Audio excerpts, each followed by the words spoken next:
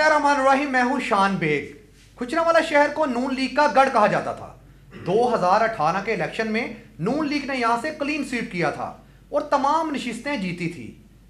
इमरान खान के 2 कामयाब जलसों के बाद सूरत हाल बदलती हुई दिखाई दे रही है। इसी पर बात करने के लिए हमारे साथ मौजूद हैं पीटीआई के रहनुमा शाहिद इकबाल नागरा। अच्छा शाहिद इकबाल नागरा साहब, ये बताइएगा कि गुजरांवाला में जिस तरह से नून लीग का वोटर बड़ी तादाद में था, अब क्या देख रहे हैं कि ये जो हुकूमत की पॉलिसियां थी इनको लेकर जिस तरह से अवाम पर असर पड़ा है, तो अब क्या देख रहे हैं कि किस हद तक वोटर जो है वो बदजन होकर पीटीआई में गया है, क्या कहेंगे?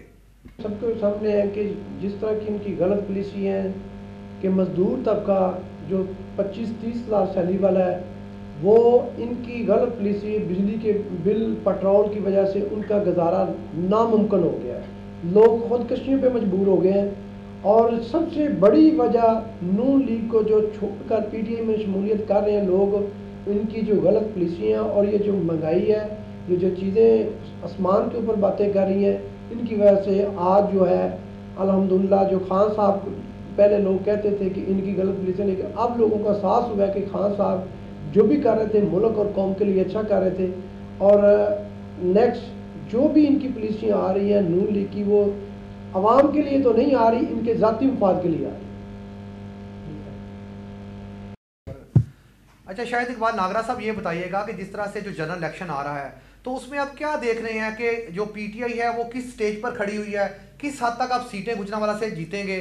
और इसके साथ साथ ये बताइएगा कि जिस तरह से बिजली के बिलों में इजाफा हुआ और जिस तरह से महंगाई बढ़ी, इसका नून लीग को किस हद तक नुकसान होगा?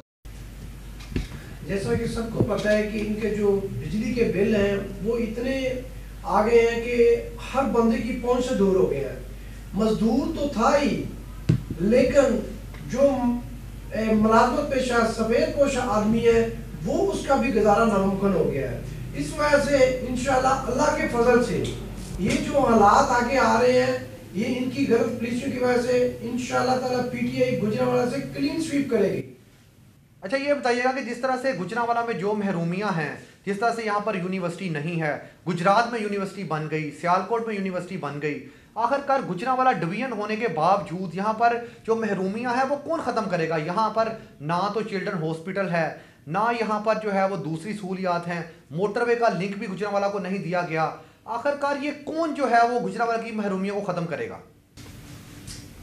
जिस तरह आपको पता है कि 85 से लेके 2018 तक नून लीग की थ्रू आउट गवर्नमेंट आती आ रही है, तो हमारे ज़िले के साथ यतीमों वाला शुरू किया गया है।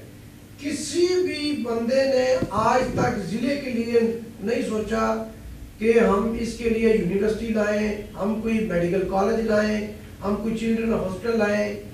अब हमारा दौर आया, हमने काम को शुरू किया, प्रोसेस किया, जिसमें ज़मीन हमने हायर की, यूनिवर्सिटी की, और साथ हमने चिल्ड्रन हॉस्पिटल की और साथ ही जो है ये इम्पोर्टेड हुकूमत, इन्होंने हमारा तख्ता उल्टा और वो काम बीच में रह गए।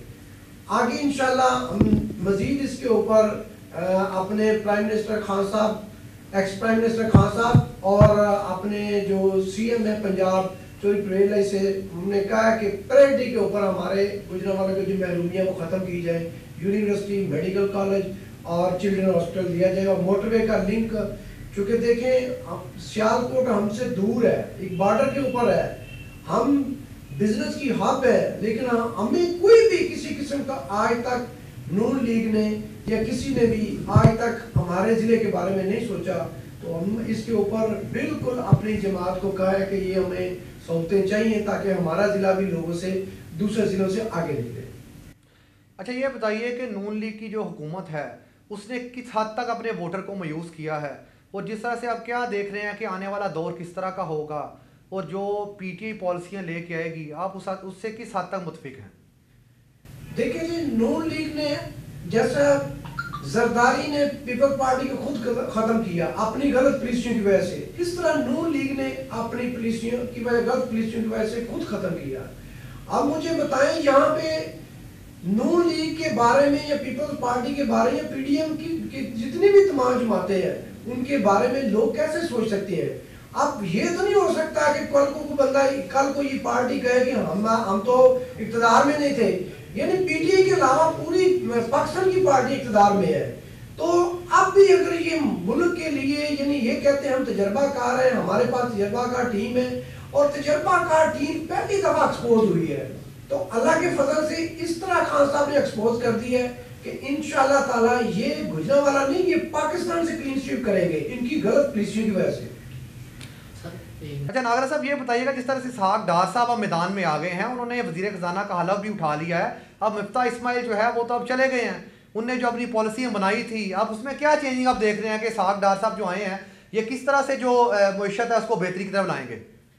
ये अब लोगों के लिए जैसा इन्होंने अभी सोचा है कि हम इसहाक डार साहब को लॉन्च करते हैं और ये कहेंगे जी डॉलर नीचे आ गया, डीजल नीचे आ गया, इन्होंने मसनूई रेट बढ़ाए हुए थे। आज से 20 दिन पहले 213 रुपए पे डॉलर का रेट आया है। क्या वजह बनी कि फिर 250 पे चला गया? दुनिया में पेट्रोल और डीजल की कीमतें कम हुई, क्या वजह हुई कि पाकिस्तान में इन्होंने बढ़ाई? ये बेसिक ये पुराने प्लानर और पुराने खिलाड़ी है। इन्होंने सोचा है कि हम मुफ्ता इस्माइल को इस्तेमाल करते हैं और डार साहब को लाकर हम लॉन्च करेंगे, हम कहेंगे देखे जी डार साहब आ गए हैं, अब डॉलर भी नीचे आ गया, डार साहब आ गए हैं, अब पेट्रोल भी नीचे आ गया, डार साहब आ गए हैं। अब एक प्राइम मिनिस्टर अनाउंस करता है कि फ्यूल एडजस्टमेंट जो बिजली के बिलों में लगा 300 के ऊपर यूनिट के ऊपर, वो हम खत्म कर रहे हैं। तो 15 दिन बाद वही बयान आ जाता है हम खत्म नहीं कर रहे, हम उसको नेक्स्ट 2-3 माह बाद हम आपसे लेंगे। अब क्या करेंगे? बिजली की इतनी कॉस्ट ले रहे हैं कि जितनी तो पेट्रोल डीजल से बनाए तो उससे भी डबल ले रहे हैं।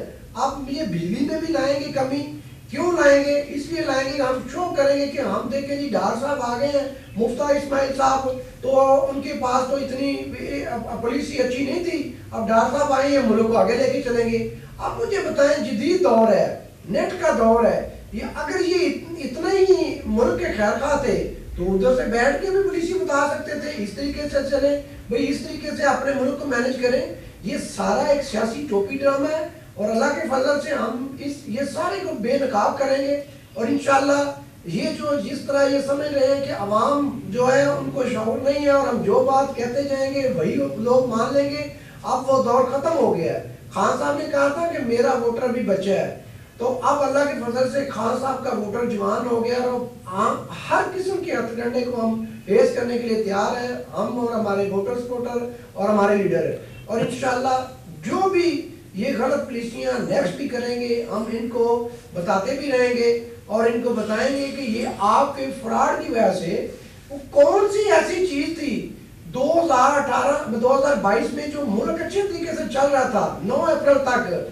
150 रुपए पेट्रोल था, 180 पे डॉलर था, तो कौन सी ऐसी तब्दीली आ गई यकदम जो डॉलर जो है वो 250 पे चला गया और पेट्रोल भी 250 पे चला गया।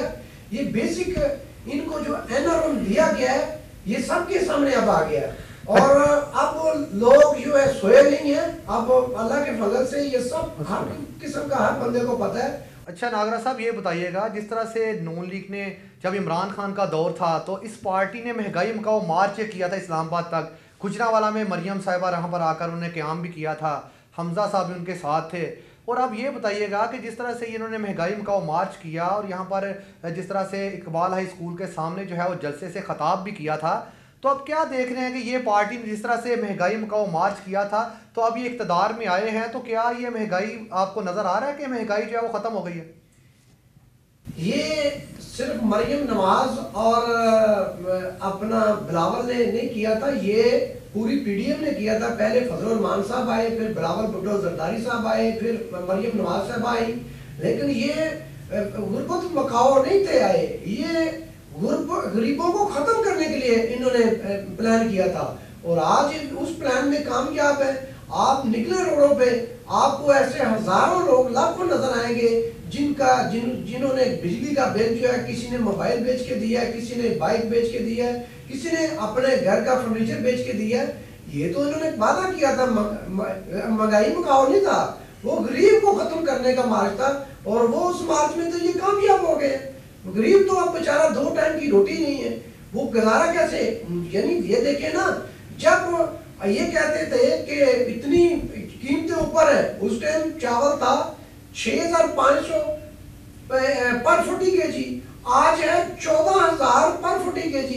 जिस टाइम खान साहब थे उस टाइम था 65 रुपीज आटा पर केजी, अब आ गया 115 रुपए पर केजी आटा। तो यही तो खत्म करने हैं। उस टाइम ऑयल की कीमत थी 380, आज है 680। तो आप अंदाजा लगाए ना, ये गरीबों को खत्म करने के लिए आए थे, उसमें ये कामयाब होते जा रहे हैं, लेकिन इन सब के साथ से बढ़ते जा रहे हैं और जो गरीब लोग हैं उनके खत्म होते जा रहे हैं। बहुत शुक्रिया शाहिद इकबाल नागरा साहब, आपने हमें वक्त दिया। नाज़रीन, जिस तरह से जो पीटीआई का वोटर है उसमें इजाफा हुआ है या नहीं, ये तो आने वाला वक्त ही बताएगा जो इलेक्शन होगा। लेकिन अब ये है कि अवाम का जो ज़मीर है वो जाग गया है। अब ज़रूरत क्या है, ये तमाम जो उम्मीदवारान हैं इनको ये ज़रूरत है कि वो अपनी अच्छी पॉलिसियों की वजह से जो है वो अवाम का इतमाद हासिल करें। ये तमाम जो हुक्मरान हैं वो अवाम का इतमाद खो बैठे हैं। अब अवाम का ज़मीर जो है वो जाग गया है, चाहे वो पीटीआई है, चाहे वो नून लीग है या पीपल्स पार्टी है। जो वोटर है वो समझदार हो गया है। जिस तरह से महंगाई हुई और लोगों को जिस तरह से ये चक्की में महंगाई पीसा गया और बिलों का बोझ डाला गया, अब अवाम जो है वो फैसला करेगी अपने ज़मीर से। इसलिए जो हुकूमत है अब उसे चाहिए कि अगर वो वोटर का इत्मीनान हासिल करना चाहती है तो उसे अपनी पॉलिसियों को दुरुस्त करना होगा। अब इसहाक डार जिस तरह से आए हैं तो मईशत के बारे में सोचें, अपनी इस तरह की पॉलिसियाँ दें ताकि जो मुल्की हालात हैं वो बेहतर हों। अब जिस तरह से हमारी आवाम है वो इस कदर महंगाई का बोझा मजीद नहीं उठा सकती। अगर इसी तरह से हालात रहे तो लोग जो है वो फाका कशी पर मजबूर हो जाएंगे। जिस तरह से हम देख रहे हैं कि अब जिस तरह से जनरल इलेक्शन आएगा तो अब वही पार्टी इक़्तिदार में आएगी जो वोटर का एतमाद हासिल करेगी। और इसलिए अब ज़रूरत यह है कि तमाम जो पॉलिसी हैं उनको देखा जाए और जो गरीब है उसके हक में पॉलिसी बनाई जाए। जो चीज़ें हैं उनको बेहतर किया जाए, जो महंगाई है उसको कंट्रोल किया जाए। पेट्रोल जो है रोज़ाना की बुनियाद पर जिस तरह से इस्तेमाल होने वाली चीज़ है, पेट्रोल है जो हर शख्स जो है वो उसकी ज़रूरत है, उसमें कमी वाक़या की जाए ताकि लोगों की जो गाड़ी का पहिया है वो चल सके। इसके साथ साथ जिस तरह से आटा है, चीनी है, रोज़मर्रा की चीज़ें हैं, उनकी चीज़ों में कमी वाक़या की जाए। और अगर वो कमी वाक़या होगी तो जो गरीब है वो दो वक्त की रोटी खा सकेगा। अब जो हुकूमत है उसे चाहिए कि पॉलिसी अपनी बेहतर करे। अब इक़्तिदार में वही आएगा अगले इलेक्शन में जो अवाम का एतमाद हासिल करेगा। तो अवाम का एतमाद तभी हासिल किया जाएगा जब पॉलिसियाँ दुरुस्त होगी और मुल्क में महंगाई का खात्मा होगा। नाज़रीन, ये थी हमारी आज की वीडियो। अगली वीडियो में आपसे मुलाकात होगी नए मौजू के साथ। अल्लाह हाफिज़।